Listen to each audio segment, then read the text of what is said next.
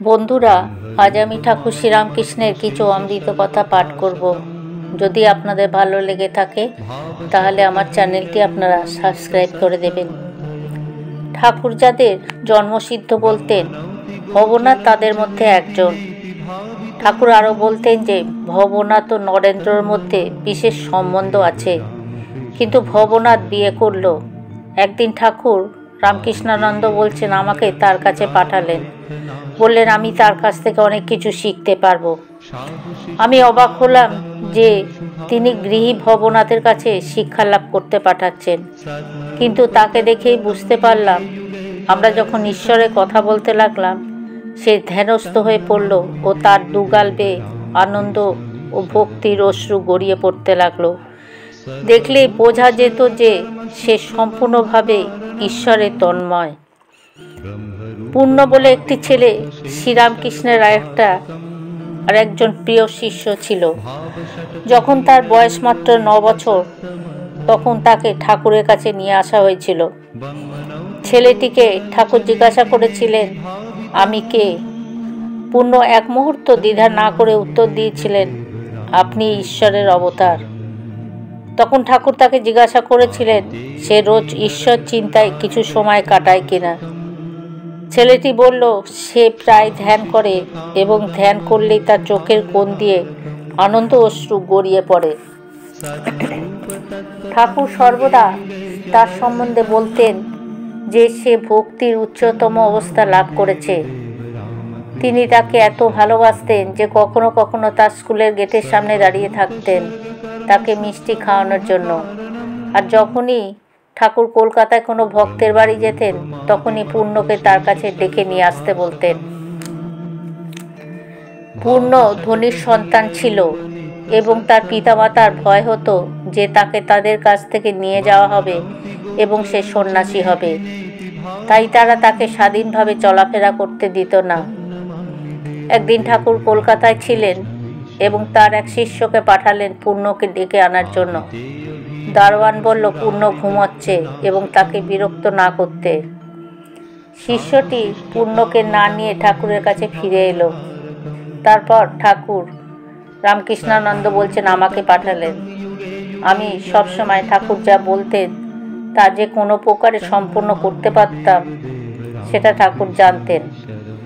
আমি পূর্ণদের বাড়ি গিয়ে দারোয়ানকে ঠেলে পাশ কাটিয়ে দোতলার বড় ঘরটাতে চলে গেলাম, যেখানে পূর্ণ আর তার ভাইয়ের সঙ্গে শুয়ে ঘুমোচ্ছিল। আমি হেঁট হয়ে পূর্ণকে মৃদু চিমটি কাটলাম। ওর ঘুম ভেঙে গেল। আমি ফিসফিস করে বললাম কেন এসেছি এবং আমরা দুজনে চুপি চুপি বেরিয়ে এলাম ও দারোয়ানকে বানানো কথা বলে দৌড়ে ঠাকুরের কাছে চলে এলাম। সুরেন্দ্রনাথ মিত্র একজন ঘোর সন্দেহবাদী ছিলেন এবং তিনি দক্ষিণেশ্বরে ঠাকুরের প্রতি বলরামবাবু ও তার বন্ধুদের ভক্তি দেখে হাসতেন। একদিন তিনি বলরামবাবুর সঙ্গে দক্ষিণেশ্বরে গেলেন ভগবত ভক্তির বিরুদ্ধে যুক্তি দিয়ে ঠাকুরকে বিভ্রান্ত করার জন্য। কিন্তু পরে তিনি আমায় বলেছিলেন যে সরল সাধুটির সামনে গিয়ে বসতেই তার মন একেবারে খালি হয়ে গেল। তিনি যে সমস্ত সুন্দর যুক্তির অবতারণা করতে চেয়েছিলেন তার কিছুই মনে করতে পারলেন না। ঠাকুর সকলের মতো তার সঙ্গে সস্নেহে কথা বললেন। তারপর তিনি উদাসীনভাবে সুরেশবাবুর জীবনে কিছু তত্ত্ব বলতে আরম্ভ করলেন। সুরেশবাবু তখনই তার দৈব শক্তির পরিচয় পেয়ে তার চরণে পতিত হলেন এবং তার একজন অনুরক্ত শিষ্যে পরিণত হলেন। যখন ঠাকুরের শিষ্যরা তার কাছে এসে থাকত তখন সুরেশবাবুই তাদের ভরণ পোষণের ব্যবস্থা করতেন এবং যারা তাকে দর্শন করতে আসতো তাদের খাওয়ানোর ব্যবস্থা সুরেশবাবুই করতেন। একবার ঠাকুর শ্যামপুকুরে শিষ্যদের সঙ্গে কথা বলতে বলতে হঠাৎ ভাবস্থ হয়ে পড়লেন এবং 10-15 মিনিট ওই অবস্থায় রইলেন।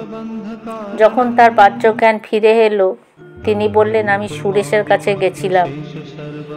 সুরেশবাবু পরে বলেছিলেন যে তিনি মায়ের নব প্রতিষ্ঠিত মূর্তির সামনে বসে কাঁদছিলেন, কারণ ঠাকুর এই মূর্তি দেখতে আসেননি এবং তিনি এই প্রথম তিনি দুর্গাপূজায় অনুপস্থিত হলেন। হঠাৎ সুরেশবাবু দেখলেন ঠাকুর তার সামনে এসে তাকে সান্ত্বনা দিচ্ছেন। ঠাকুর তার সঙ্গে খানিকক্ষণ থেকে তার মনকে সম্পূর্ণভাবে শান্ত করে চলে গিয়েছিলেন। ঠাকুর প্রাণায়াম এত বেশি অভ্যাস করেছিলেন যে বহুক্ষণ শ্বাস না নিয়ে থাকতে পারতেন। কখনো কখনো তিনি সম্পূর্ণরূপে শ্বাস বন্ধ করে থাকতেন। আমরা তার কাছে আসার পরও তিনি আমাদের বলতেন, তোরা যখন দেখবি আমি শ্বাস নিচ্ছি না, আমাকে মনে করিয়ে দিবি। কখনো দেখতাম তিনি নিদ্রিত অবস্থায় শ্বাস নিচ্ছেন না। আমরা তখন তাকে জাগিয়ে দিয়ে বলতাম, ঠাকুর আপনি শ্বাস নিচ্ছেন না। তিনি বলতেন ও, এবং আবার শ্বাস নিতে আরম্ভ করতেন। ঠাকুর 12 বছর যখন সাধনা করেছিলেন, ঠাকুর জানতেন না কখন সূর্য উঠছে আর কখন অস্ত যাচ্ছে। তিনি জানতেন না তিনি খাবার খেয়েছেন কিনা। কদাচিৎ ক্ষণিকের জন্য বাহ্যজ্ঞান ফিরে এলে তিনি অনুভব করতেন যেন তার ভিতরে কে রয়েছে এবং তিনি জিজ্ঞাসা করতেন, তুমি কে, কি জন্য তুমি এখানে রয়েছ? মা তাকে এইভাবে আবিষ্ট করে রেখেছিলেন।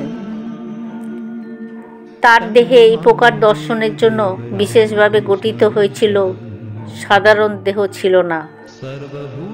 তিনি বলতেন, আমার মধ্যে যে অনুভূতি হয় তার 100 ভাগের 1 ভাগ যদি সাধারণ মানুষের হয়, তাহলে তার দেহ ভেঙে টুকরো টুকরো হয়ে যাবে।